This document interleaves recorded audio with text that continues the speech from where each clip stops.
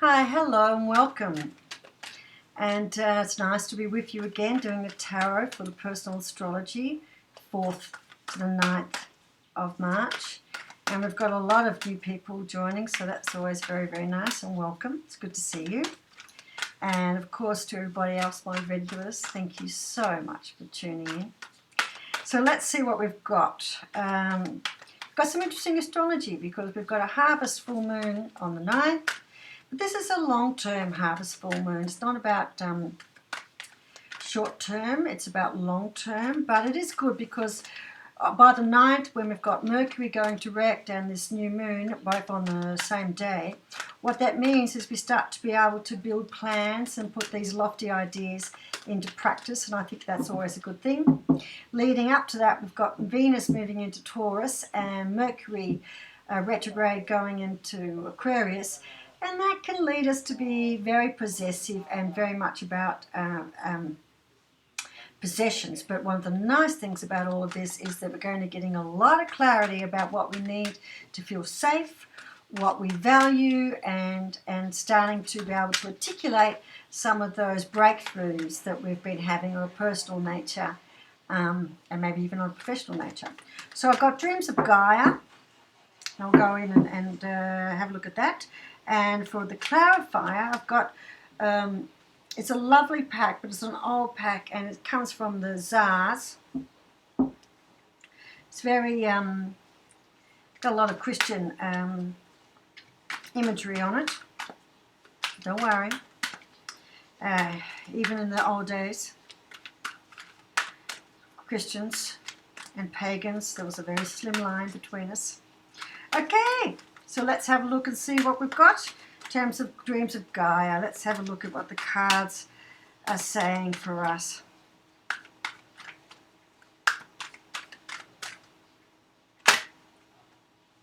Ooh, let's see. I think that makes a lot of sense. Okay, we've got the Counselor. Okay, and given some of the, and you read, if you watch the astrology, you see that there's a little bit of turbulence around our possessiveness and this rather quick movement because directly after the 4th, 5 days, we got the 9th and Mercury starts to go direct. So we're going to need to seek our own counsel and the counsel of wisdom, because we're going to need to really get our heads around what does all of that mean for us in terms of who we are and what we want to be. Look, at just a big stack of cards popped around, but there's way too many, so I'm not going to go into that. And next to that, we've got the Ace of Air. So again, this is our opportunity to take those changes and those releases that we know have happened on a spiritual and energetic level. And for some of us, we've already had that being expressed on the physical plane, getting this great clarity about what's been holding us back and what we need to do to get focused. Oh, the cards are really jumping around. Very nice. And we also talked about Venus going into Taurus, and the next cards basically are talking a little bit about that. We've got the 10 of Earth, which is the 10 of, and look at that. Look at that. We're talking about long-term harvest. Can you see how beautiful? Let me just move it this way. Can you see?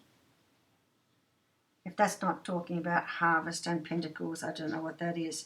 So that is the 10, which is looking again at something that we reevaluating what makes us happy, what happy ever after looks like, and that's also very much part of this harvest full moon.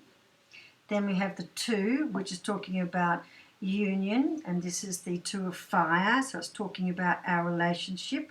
It's not talking about a relationship with self, it's we're talking about our relationship with someone else, and this person being a mirror image but complementary to us. And then after that, we also have union. So there's 2 ways we could be looking at all of this. One of it is, of course, that we as an individual are becoming far more unified in terms of living the life that makes us happy. And the other opportunity is Another 2 is, and this is the 2 of water, is that could be talking about amour. So Venus in Taurus is very, very much about love on the physical plane. So we could be getting quite a little bit of amour coming through, and I think that would be delightful, don't you think? So basically we're coming into quite a sexy time and feeling quite sexy and wanting to express that. And just in case we were wondering about this, we've got another 2, but this is the 2 of air, yin and yang. So the light and the dark. And I think that's going to be quite interesting to see what comes out. Too many. Sometimes when too many cards come out, even though I like the look of them, and I did like the look of those, if there's way too many, I put them back in. And my guides just said yes. Sometimes when I'm talking and I go on to hold, it's because I'm getting messages and I need to just steady down. Okay. All right. Oh, they've just said enough. Beautiful. Okay. And what we've got there is the 8 of air, which is about messages. And that's really quite a beautiful reading. Do I need clarifiers? Oh, now comes the yes. They've said yes. Okay, so let's just put some clarifiers down on the counselor and the thinking. Let's just see what's coming from that. Okay, man, the cards are just flipping, but they're flipping in like multitudes, which is very unusual for me. Normally it's... Okay. King of Swords. Sorry, the King of Chalices, the King of Cups. So the King of Cups has come out on the Counselor. So we're going to be very much being asked to be in charge of our emotions this time. And this has also got to do with those elements of possessiveness. So I think that's something for us to be really thinking about. Okay.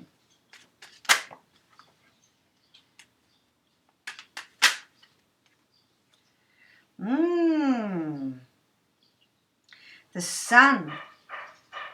Okay, so really our decisions need to be focused on what we are and what we want.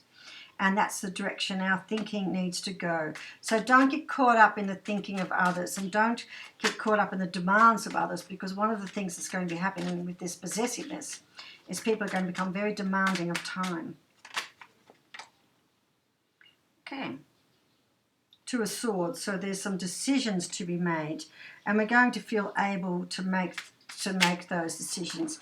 And those decisions are going to be about people who are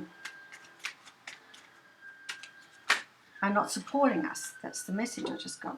So we're going to be making decisions about people who are not supporting us. And that's going to be very interesting about that thinking. Now, that doesn't have to be long term, it can just be short term, but that's what we're going to have. If you knew what this pack looked like, all these cards upside down, all different ways.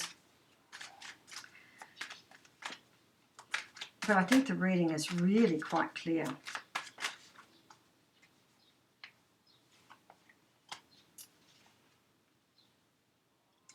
And we get a Tower. So there's going to be a real change that's going to be coming together about how we see ourselves.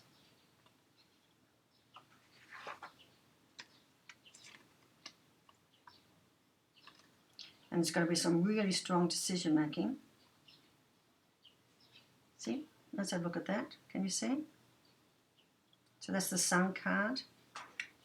That's the Sun card. That's the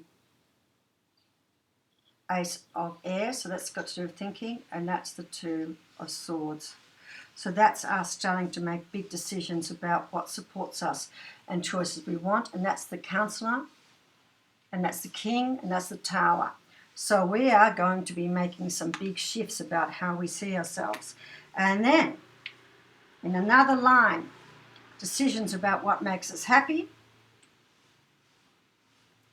We have 3 twos, whenever you have threes of anything or even pairs of anything, tells you it's happening. So there's definitely the opportunity for unions and amour, and the union card.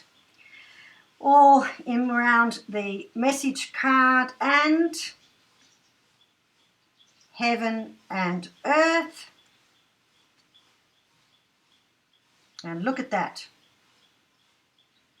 Air, the 10 of air, so definitely changes about how we see ourselves, messages about how we see ourselves and how we live our life. That's what that's all about. And interestingly enough, the child is upside down. We've graduated. All right, looking beautiful. Take really great care. I'm really enjoying that reading. Who knows, we could be up for some great love on the physical plane, but we are definitely up for changing how we see ourselves, how we define ourselves, and what we need in our life to make us happy. Love it. Take great care. Talk soon.